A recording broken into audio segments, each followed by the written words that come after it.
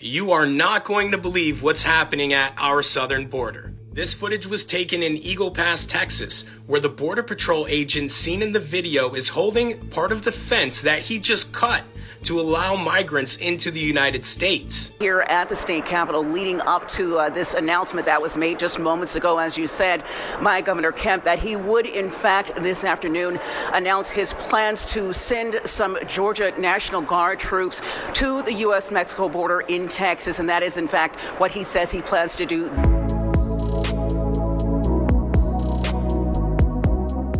Okay, so the controversy between the feds and Texas at the Texas-Mexico border still rages on. But what's happened in the last few weeks is it's died down a bit publicly. The White House has sent word out to the mainstream media, which is basically the arm, the mouthpiece of the Democrat Party. The White House has sent word out to them to shut the hell up about it, not talk too much, because it was making Biden look really, really bad. And this man was so bold and so fearless that he got up, being as demented as he is, and made demands to Texas saying, look, you better move or else. And Texas' response was, or else what? So it looks like Biden was trying to threaten Texas, was trying to get tough on Texas. So half of the country joined Texas, and it probably would have been more than half, but I think it was about 25 states who signed letters of solidarity saying, we stand with Texas. We're going to send state troopers. We're going to send resources. We're going to send helicopters, boats, whatever you need. And we're going to send National Guard troops. And even with the Supreme Court ruling saying that Biden had permission to remove the barriers that Texas set to block illegal immigration, Texas said, look, we don't care about what the Supreme Court says. The supreme law of the land is to protect the citizens of Texas, and if you want to stop us, come do it. So this standoff was getting really nasty. It was all over the news, and Biden said, all right, look, I got to stand down because this is a losing issue. Now, when I say Biden, I mean Biden's handlers, because, again, he's demented. But now what Texas is doing is fortifying this position. Texas is building a base camp down there at the border to house its troops, to have a permanent station where the troops can have equipment, have supplies readily available, and they can be deployed there basically and have nice living quarters and be more comfortable and more ready to work. And also room for other states' National Guards and troopers that are deployed to southern Texas. So we're going to check out this news clip here about the base camp, just a little more insight to see what's happening. Texas governor returned to the southern border today. He had new border security announcements. Fox's Chelsea Torres is live in Eagle Pass, Texas. Chelsea. That's right, Tom Courtney. Governor Greg Abbott said that he already plans to build a Texas military base camp right here in Eagle Pass. He says that it will house about 1,800 soldiers and can expand more. As for here at Shelby Park, he says this razor wire is definitely working because he says they used to have 3,000 to 5,000 migrants crossing a day, and now they're seeing less than 1% of that. There's going to be additional caravans that are making their way through the southern and central part of Mexico, deciding where they are going to be going. We want to make sure that when they come to the crossroad about are they going to go to Texas, or are they going to go elsewhere, they will know the wrong place to go is the state of Texas.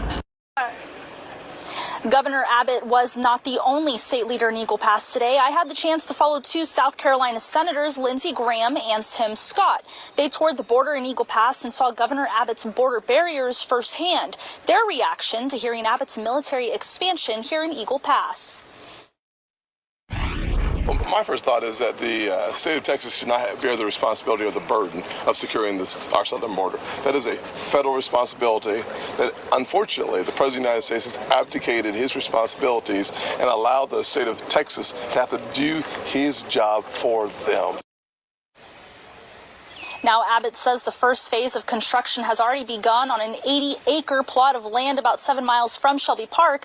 They say that they do plan to have those first 300 beds by mid-April and will be expanding every 30. And now we have Mexico's president mocking Greg Abbott because the president of Mexico, he's very liberal. If you go back and look at a lot of videos, look at a lot of comments he's made, and that's probably because they're tougher on illegal immigration, way more tough than the Democrats who just want to bring in as many illegal immigrants as they can so they can use them for political power. Look what they just did in New York, where how they were trying their best to allow illegal immigrants to register to vote, and that was shot down. If there were no Republicans in New York at all, man, it'd be the Wild Wild West. But we're going to look at this article here. We got the president of Mexico popping off at the mouth about Greg Abbott again, because he's made comments about the Republican Party, about Trump, about Greg Abbott, about Texas.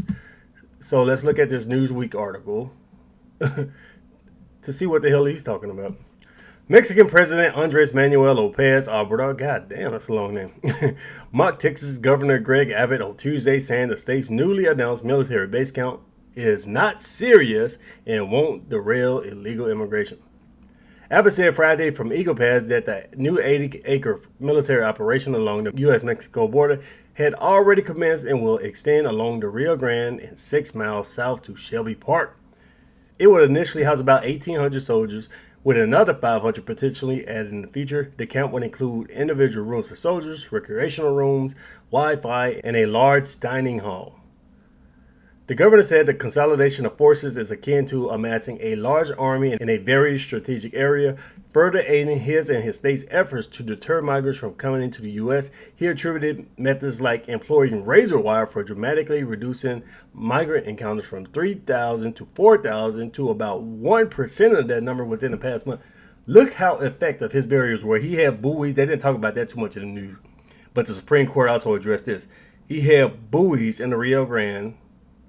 Then he had razor wire on the banks of the rivers. And if an illegal immigrant would get across all of that, they'd be arrested if they were caught. More than likely they'd be caught. But that is a pain in the ass, especially when you're talking about these people walking down in the desert, these people under duress, under stress, they got kids, they hungry, they thirsty, and now you got to swim across a river where several people have already died. This year alone, several people have already died in this river trying to cross it. And now you have barriers in the river serving as deterrents. So these people need to think twice. Okay, maybe I shouldn't cross here. Maybe I need to find a way down to New Mexico or the Arizona area to cross there, because this is extremely dangerous. So these barriers were very effective. We're talking about going from 4,000 people to 1%, 40 people. Yeah, that's pretty effective. And they keep screaming, oh, walls don't work, walls don't work. We shouldn't have walls. Even though all these rich Democrats, they have walls around their own house. The White House has a wall around it. These countries that the United States throws money to, like Israel, they got walls. So if walls don't work, why do all these Hollywood leftists, why do all these Washington, D.C. rich people have walls where they live? Because they know walls serve as an effective deterrent versus just having it wide open, just a field you can walk across. So putting a barrier there, a wall, razor wire, buoys, whatever, obviously it would serve as some type of deterrent to either slow down the migrants, make it extremely hard, or make them find another way. It's like the governor of Texas who put a military camp on the border. Obrador said during his morning press conference, according to Mexican publication Prosecco Digital. Let him put as many as he wants. Supposedly, this is how he's going to detain the migrants. Pure politicking is not serious. This man has a whole lot to say. When his country is overrun by cartels, his country is overrun by drugs and gangs, corrupt as hell, the police pull people over there and say, look, I can just give you a trumped up ticket and I can lie and say that you were speeding, or you can give me a couple $100s right now. Especially when these people are from the United States. These police, they say, oh, look, these people, they're from Estados Unidos. Let's go pull them up and squeeze them for $1,000. This is the country that this guy is running.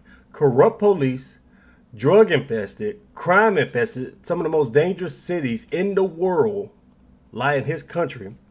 And he's over here trying to trash talk Greg Abbott because Greg Abbott is setting up a military base camp. Greg Abbott has set up barriers to stop the influx of illegal immigration. And what, is he salty? Is he angry about it because he doesn't want them staying there? I know he doesn't want them staying there because a lot of these gangs, a lot of these gangsters, they're not even from Mexico. They come from Venezuela, Peru, and other countries. And he's like, I don't want them to stay here in Mexico. Let them keep going. Let them go to the United States. Obrador has not been shy in criticizing American politicians of both parties, in some cases galvanizing members of varied party lines due to bipartisanship sentiment on immigration shortcomings. Last month, Wisconsin Senator Ron Johnson told Newsweek that Alberta's effort to get the U.S. to subsidize $20 billion as part of a border plan to help countries in Latin America with record numbers of migrants equate to blackmail. Yeah, this fool said, look, if y'all want Mexico to participate and cooperate with the United States into trying to slow down illegal immigration, this just happened, but the media in the United States doesn't report all of this.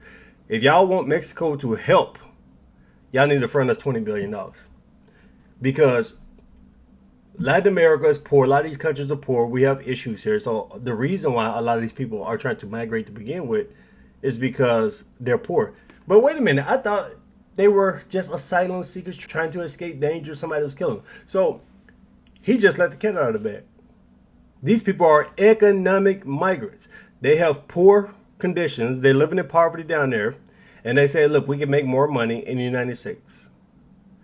So they come up here and lie, talking about they're an asylum seeker, but the truth is, they're just trying to get some money. And even the leadership of one of these countries, Mexico, is trying to get money, trying to extort the United States. Look, we won't cooperate with you unless you front us some money, $20 billion to be exact. He's blackmailing Biden, Johnson said. It's clear blackmail. I mean, Trump secured the border because he threatens terrorists, had migrant protection protocols, return to Mexico in place, and then all of a sudden you got Mexico to cooperate with this, as well as Central American with safe third country.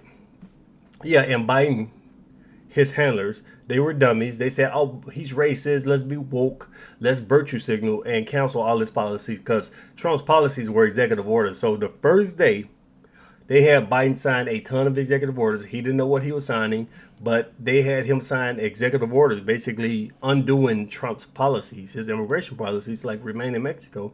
And now you have this. Now you have the Mexican president saying you need to fund us $20 billion. Now, Trump asked for money for a while, billions of dollars for a while. Oh, they said, oh, that's too much money. How dare you ask for that much money? They sent way more money to Israel and Ukraine, way more. They could have built dozens of walls with the amount of money that they sent to Israel and Ukraine and Taiwan, and the money they're still trying to send. And then you got the Mexican president saying $20 billion. How many walls could you build with that? These Democrats are idiots, man. They don't know how these people are playing them. You got the cartels running gangs in New York, in Miami, running all over the Democrats who are stupid enough to let these people in the country and fund them. You got Eric Adams over here giving them handouts, giving them money to spend, funding the gangs. President Biden lets the gangs into the country, and then his idiot governors and mayors give them money and fund their operations. Then the president said, look, the cartel's getting plenty of money. I need some, so I'm going to just go tell Biden to front me $20 billion. Last May, Obrador insinuated that the United States lifting of the Title 42 immigration policy, initially enacted by former President Donald Trump at the beginning of the COVID-19 pandemic, was encouraging smugglers to bring illegals into the United States. So even he knows. You undo Trump's policies, and you're going to have a massive influx of illegal immigration. Everybody knows this, but these Democrats, I don't think they give a damn. They just ignore it because they have other larger goals, and that main goal is to maintain full control, political power in the country. Last May, Obrador warned GOP lawmakers against advocating for military action against Mexican cartels, saying, we're not going to permit any foreign government to intervene in our territory, much less that a government's armed forces intervene. So there were some GOP lawmakers, they floated the idea of bombing cartel bases, bombing cartel hideouts, sending special forces down there into Mexico, because the Mexican government is trash when it comes to dealing with this, because it's been way too long. Your country's been completely overrun. So maybe you need somebody else to step in and take care of this problem for you.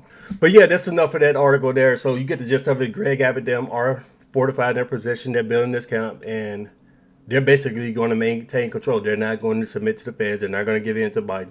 They're going to secure the border as they see fit, regardless of what the federalist says. And the Mexican president, he doesn't like what they're doing. He doesn't want these crooks, these criminals staying in Mexico. He doesn't want them in his country. But what he does want is some money. So he's talking a little trash. And Biden is going to be quiet on this because he knows it's politically toxic for him, especially in the election year. So let me know what you guys think about this. Leave me your thoughts below. Share the video. Thanks for watching.